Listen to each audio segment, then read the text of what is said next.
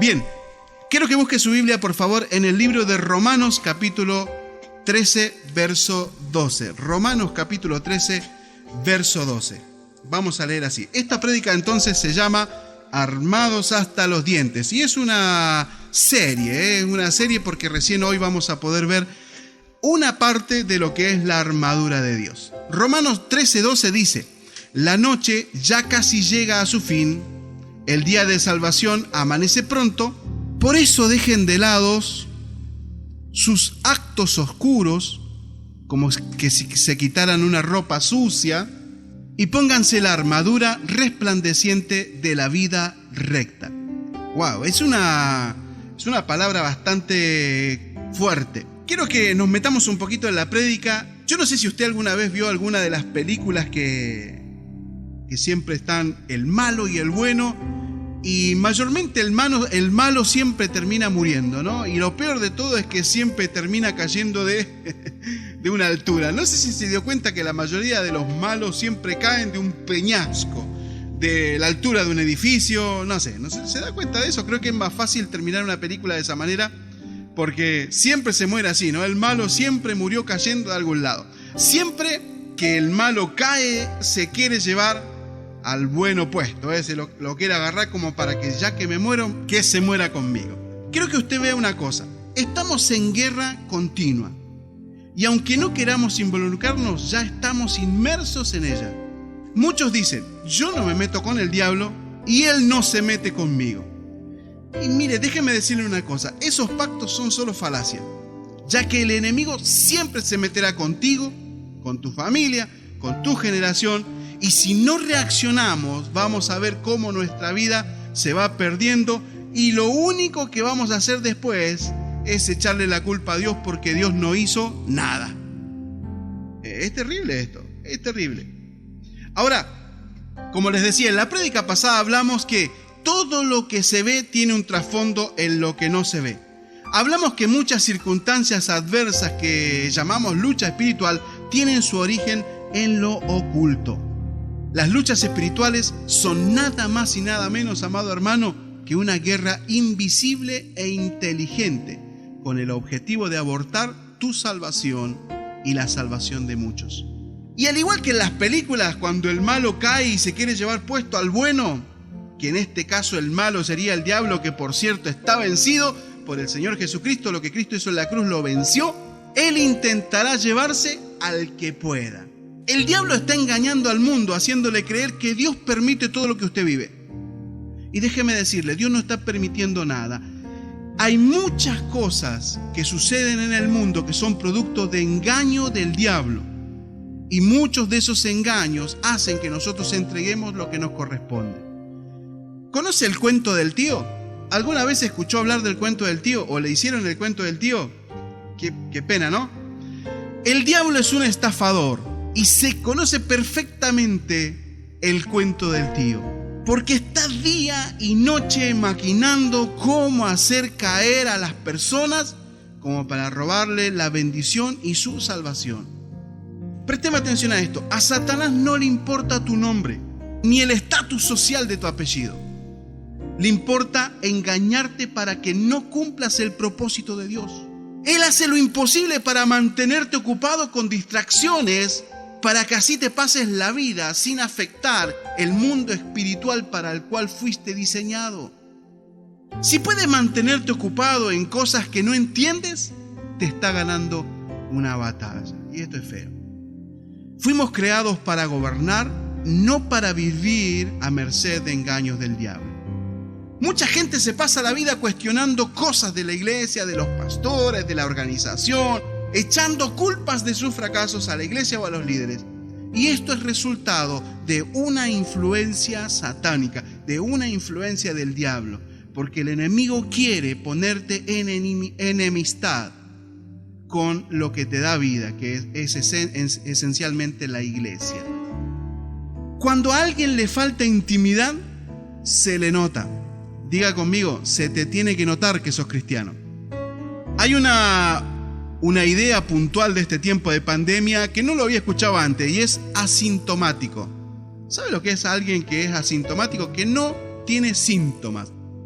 Y realmente el cristiano tiene que tener síntomas, se le tiene que notar. Diga conmigo, se te tiene que notar. Y ¿sabes una cosa? El gran problema de este tiempo es que hemos notado, cuando hablamos con la gente, cómo afectó la falta de congregación en las personas. Porque su lenguaje se tornó quejumbroso, pendenciero, y hasta disfrutan de ver al hermano cargando el peso de sus errores. Mire, he escuchado frases en este tiempo como pastor, he escuchado frases, y bueno, se lo merece, ¿viste? O otra frase, bueno, al que le gusta el durazno que se banque la pelusa.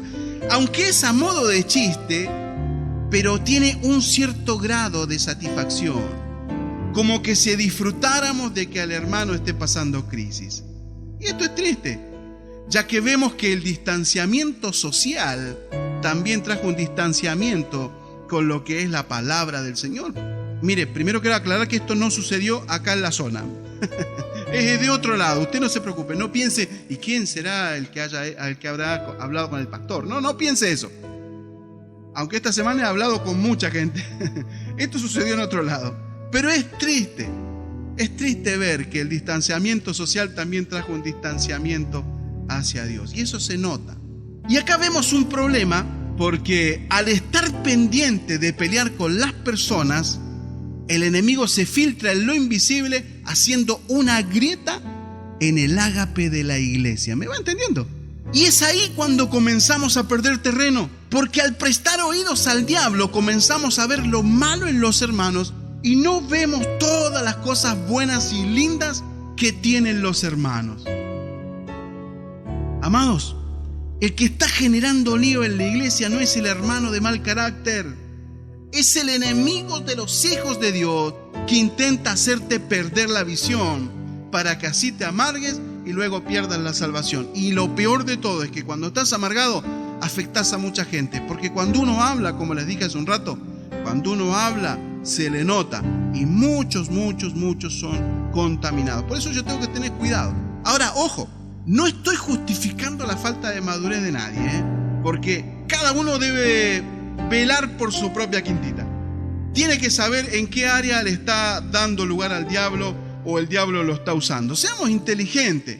Por ahí el pobre diablo no tiene nada que ver. El tipo pregunta y dice, ¿yo qué tengo que ver? Yo no tengo nada que ver. Es la madurez de este que está haciendo macana. Yo nada que ver. Ojo, seamos inteligentes. Si sientes que tu carácter le da legalidad al diablo, pide ayuda. Pide ayuda a los líderes, a la iglesia. Toma la decisión de cerrar la puerta. Toma la decisión de cerrar la puerta. Ahora, lo bueno de todo es que en nuestra iglesia tenemos un buen equipo de liderazgo que le va a dar a la iglesia una ayuda y un sustento. Así que si usted necesita ayuda, antes de empezar a pelear con los hermanos, vaya y pida consejo, pida ayuda. Eso va a servir. Mire lo que dice en Efesios 6, del 10 al 12. Por lo demás, hermanos míos, dice, fortalezcanse en el Señor y en el poder de su fuerza. Vístanse de toda la armadura de Dios para que puedan estar firmes contra las maquinaciones del diablo. Lo leemos de vuelta. Por lo demás, hermanos míos, fortalezcanse en el Señor y en el poder de su fuerza. Vístanse de toda la armadura de Dios para que puedan estar firmes contra las maquinaciones del diablo. Verso 12 dice, porque no tenemos lucha contra sangre y carne, o sea, esto significa no tenemos lucha contra personas, sino contra principados, contra potestades, contra gobernadores de las tinieblas de este siglo, contra huestes espirituales de maldad en las regiones celestes. La clave está en saber distinguir que mi batalla, mi lucha, mi guerra, no es contra gente de carne y hueso, sino contra un mundo espiritual que no veo, pero que está. Le hago un ejemplo. Imagínese que usted mete el dedo en el enchufe y la electricidad hace lo suyo, le patea, como dice alguno, ¿no? Como se dice vulgarmente, le patea o lo patea, ¿no?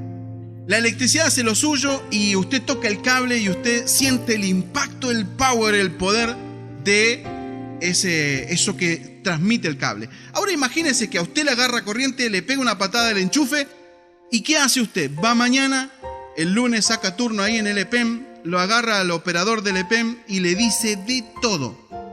El operador del EPEN le puede decir: ¿y yo qué tengo que ver si yo no tengo nada que ver? Fuiste vos que metiste los dedos en el enchufe. El problema no es el operador, hermano, no es el operador del EPEN. Fue usted que metió los dedos en el enchufe. Usted metió los dedos donde no debía. Usted tocó donde no le correspondía tocar. Y usted puede decir: sí, pero es responsable el tipo, porque el tipo puso la corriente en ese cable. No, hermano, los responsables somos nosotros que tocamos donde no debíamos tocar. Usted tocó algo invisible y lo lastimó. Lo ideal sería que usted trabaje con las herramientas adecuadas o busque ayuda en gente capacitada para trabajar con la electricidad. Su problema no es contra el operador del EPEN, no es contra el operador del cable que puso el cable. Su problema está en que usted metió los dedos en el enchufe.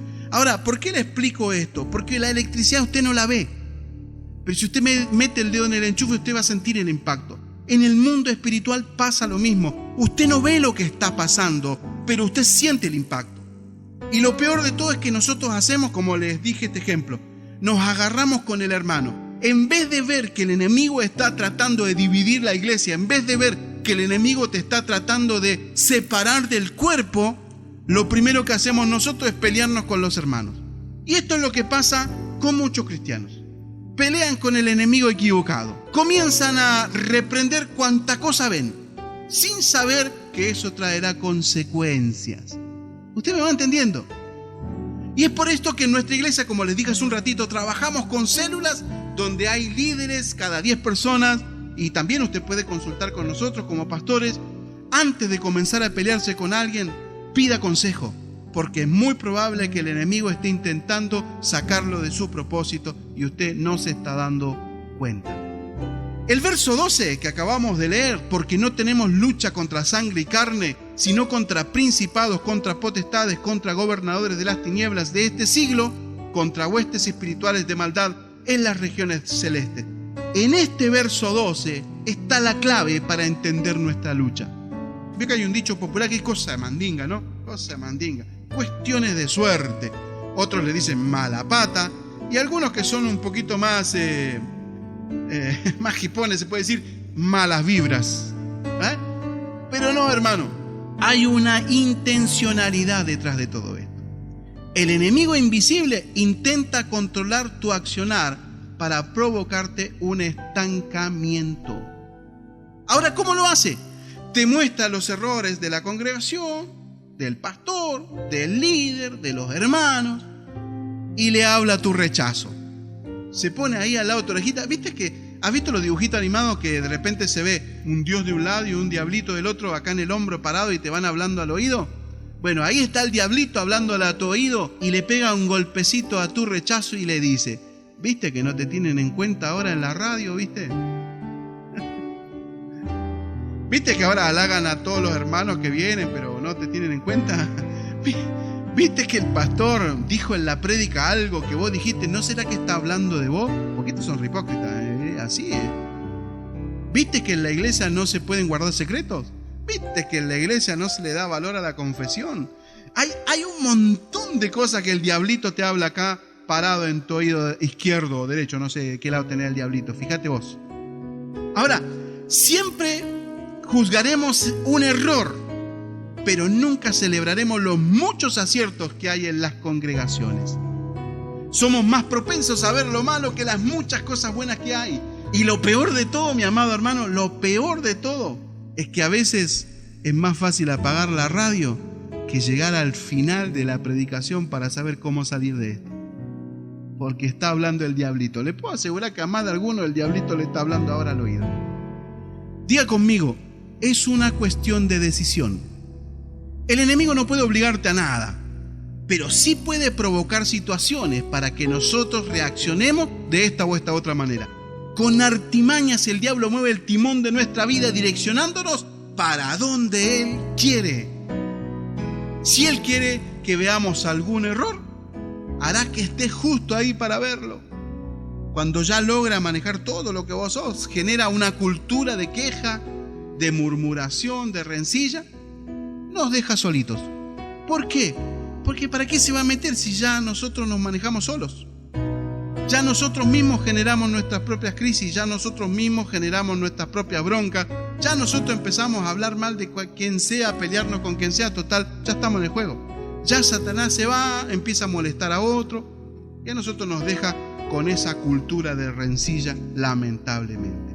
Ahora, tenemos que saber que si estamos en ese punto, nuestro carácter fue infectado con lo que se le podría llamar un corona diablo, un corona demonio.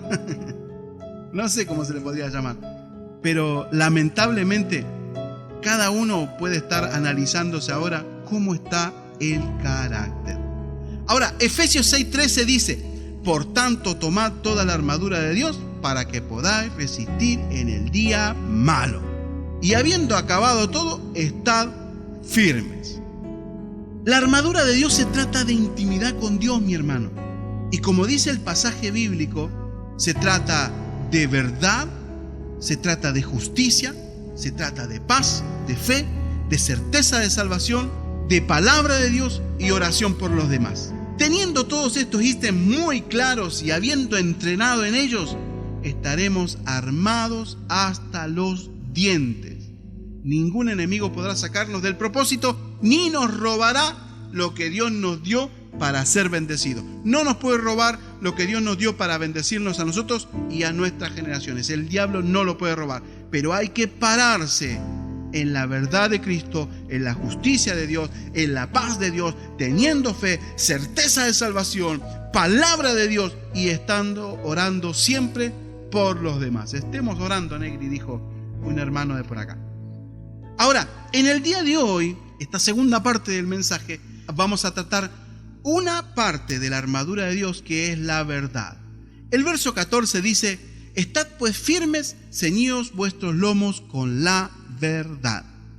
Y acá me quiero parar. La semana que viene vamos a tratar la justicia, la paz, la fe, la certeza de salvación, la palabra de Dios y la oración por los demás. Pero hoy nos vamos a centrar en la verdad. El verso 14 dice: estad pues firmes, ceñidos vuestros lomos con la verdad. Y ahora, présteme atención acá. La verdad no es una palabra, sino una persona. Juan 14:6 dice: yo soy el camino, la verdad y la vida. Y cuando la palabra dice que conocerás la verdad y la verdad nos hará libres, no está hablando de que yo no sea un mentiroso. Mire, abra su Biblia, busque allí en Juan 8:31-32. La palabra verdad, o sea, la verdad no es simplemente una palabra, es una persona. Por eso Juan 14:6 dice: yo soy el camino, la verdad y la vida. Cristo es la verdad es una persona, se llama Cristo. Juan 8:31-32 dice: dijo entonces Jesús a los judíos, habiendo creído en él: si vosotros permaneciereis en mi palabra, seréis verdaderamente mis discípulos. Diga conmigo: permanecer en la palabra. El verso 32 dice: y conocerás la verdad, y la verdad os hará libre. Cuando yo hablo de la verdad, no es que yo diga la verdad o que no sea mentiroso, sino que conozca la verdad que es Cristo. Y esto se hace a través de estudiar la palabra, o permanecer en la palabra de Dios. Dicho de otra manera, es leer la palabra de Dios para conocer qué dice Cristo respecto a mi situación. Si yo tengo una crisis, tengo una cuestión, yo leo la palabra y la palabra, al ser verdad, me orienta a una solución que es voluntad de Dios. Ahora, dijimos que Cristo es la palabra, Cristo es la verdad y la palabra es verdad. Si bien la Biblia, cuando hablamos de la palabra, hablamos de la Biblia, la palabra de Dios es la verdad de Dios. Y eso tiene que quedar claro. La palabra de Dios es la verdad de Dios. Ahora, la palabra de Dios es Cristo y la verdad es Cristo. Juan 1:1 dice: en el principio era el verbo era Dios y el verbo era con Dios. En otra versión dice: en el principio era la palabra era Dios y la palabra era con Dios. Por eso en la palabra encontramos la verdad para enfrentar nuestros problemas. Entonces dijimos que Cristo es la verdad. Hay una gran diferencia entre decir la verdad y conocer la verdad que es Cristo. Cuando yo conozco la verdad que es Cristo, puedo enfrentar todas las mentiras del diablo. El diablo es padre de mentira. Cristo es la verdad y Satanás es padre de mentira. Cuando yo conozco la verdad, puedo mantenerme firme y no permitir que el diablo me haga el cuento del tío. La verdad es un arma clave en esta batalla, ya que nos da identidad, seguridad y confianza. Si yo no conozco la verdad, voy a ser presa fácil de los engaños del diablo. ¿Se acuerda el pasaje que cuando Jesús fue tentado en el desierto? Antes de comenzar Jesús su ministerio fue al desierto y allí se encontró con Satanás y Satanás le tentaba o lo enfrentaba. Note que Satanás, cuando enfrenta a Jesús lo confrontó con la verdad que estaba escrita. En otras palabras, le dijo: escrito está. Esto está en el capítulo 4 del libro de Mateo o de Juan. Note que el enemigo utilizó 4 puntos estratégicos para atacar a Jesús. Y hoy usa la misma estrategia de guerra con nosotros. Primero, atentó contra la identidad, si eres hijo de Dios. Y cuando Satanás atentó contra Jesús sobre este tema, sobre la identidad, Jesús respondió: mira, Satanás, escrito está. Ahora, ese mismo argumento usa con nosotros. Atentar contra nuestra salvación. Por ejemplo, ¿estás seguro que sos hijo de Dios? ¿Estás seguro que te vas a salvar? Mirá que ayer cometiste pecado, ¿eh? ¿Estás seguro que si hoy te llega la hora, te vas a ir con el Señor? Mire, esta artimaña no solo atenta contra la identidad del cristiano, sino contra una verdad absoluta de Dios, que es que somos salvos por gracia, por medio de la fe, y esto no es por obra para que nadie se lleve los méritos. Esto es obra de Dios.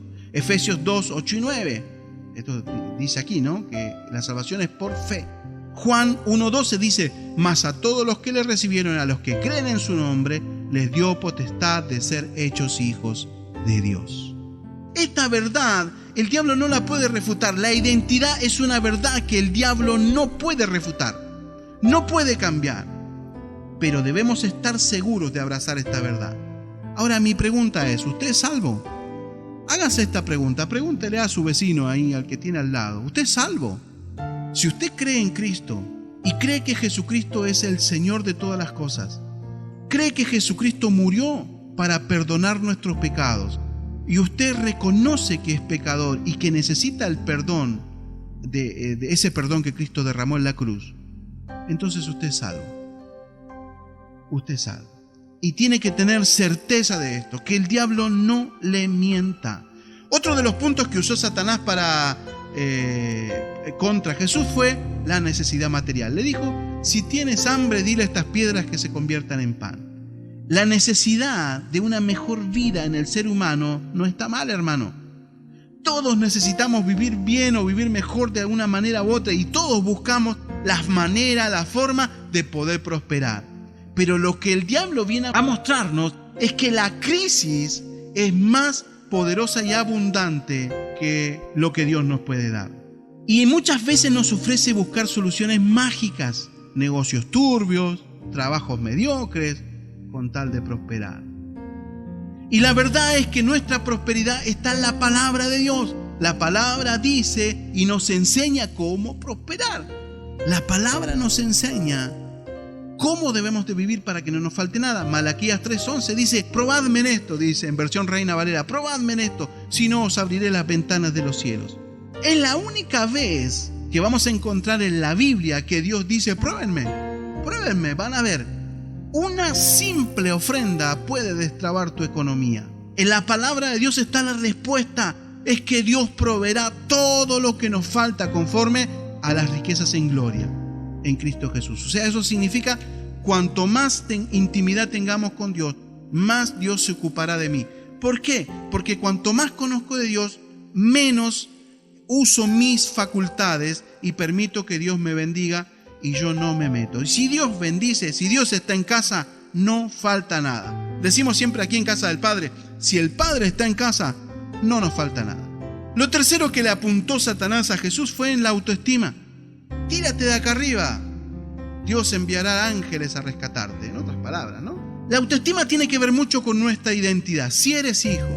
Ahora Satanás te dice, el diablito en tu hombro te dice: si eres hijo, ¿por qué te falta esto o aquello?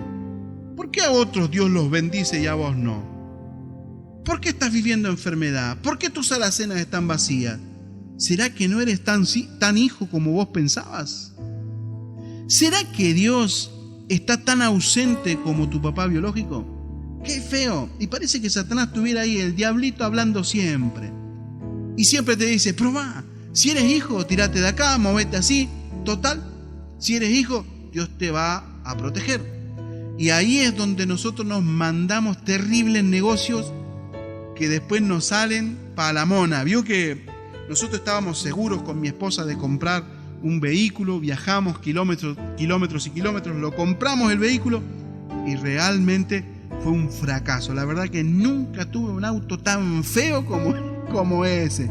Y fue un problemón. Y yo estaba seguro que era de Dios, pero yo después me di cuenta, ¿viste, Eduardito? Con el afán de querer mejorar, con el afán de que total Dios te va a cubrir, me mandé a hacer cualquier verdura.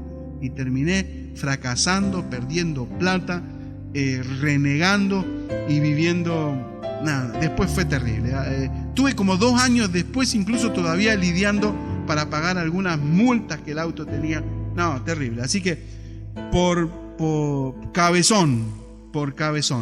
Ahora, el enemigo siempre intentará hacerte dudar de los principios de Dios.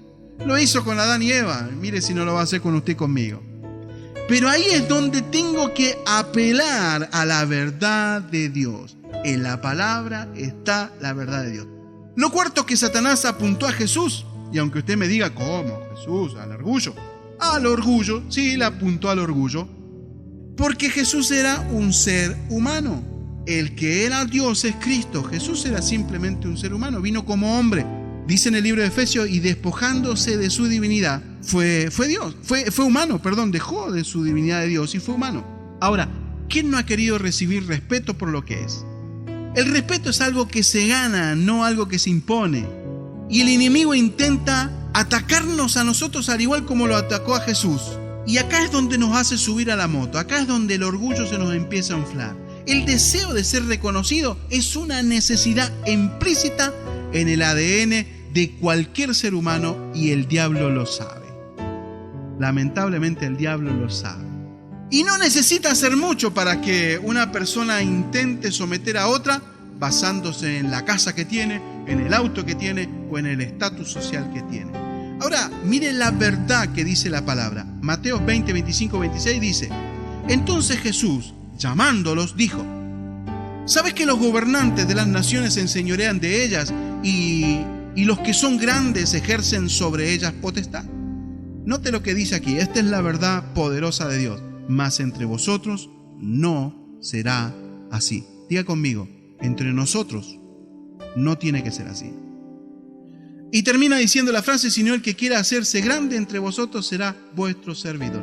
La verdad de todo esto no es cuánto tengas en tu bolsillo, sino cuánto tenemos en el banco de la humildad. Eso es lo que nos dará buena vida.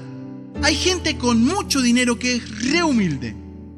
Y hay unos pobres que son orgullosos. Mire, mi hermano, yo era uno de esos. Un pobre pajarraco realmente, pero orgulloso no me podía hablar nadie. Debemos asimilar que la verdad que es Dios se agrada de un corazón humilde. Humildad no es sinónimo de pobreza ni de miseria. Dios quiere que seamos prosperados en todas las cosas. Termino con esto. ¿En qué área estás siendo afectado por el diablo? ¿En tu salud? ¿En lo económico? ¿En lo familiar? ¿En tu identidad de hijo? Y la verdad de lo que estamos hablando, el arma como verdad, es un arma letal en contra del enemigo, pero eficaz para tu vida. Cíñete los lomos con la verdad. Y esta parte de la armadura te dice: levántate otra vez y párate en la verdad. Déjeme leerle de la palabra de Dios una verdad que le va a servir para mantenerse de pie en estos días. Segunda de Crónicas 20:17 dice: sin embargo, ustedes ni siquiera tendrán que luchar. Estoy diciéndole una verdad, mi hermano.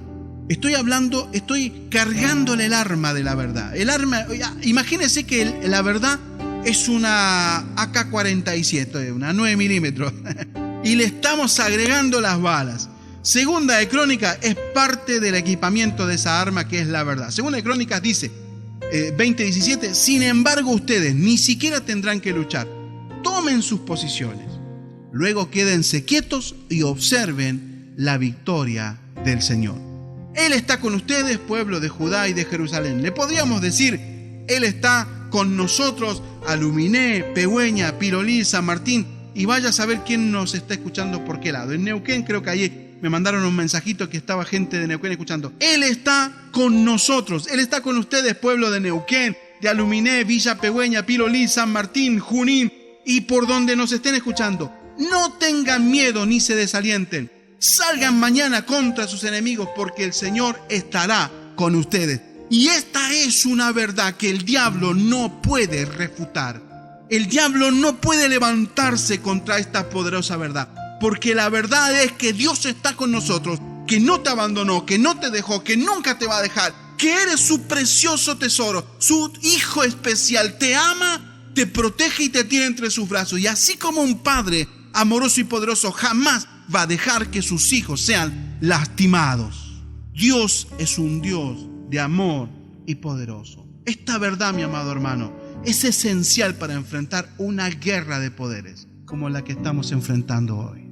Señor, te damos muchas gracias, porque sé que esta palabra, que aunque no sea la mejor palabra que se escuche, ni que sea el mejor predicador, pero yo sé que algo hiciste, porque lo hiciste conmigo.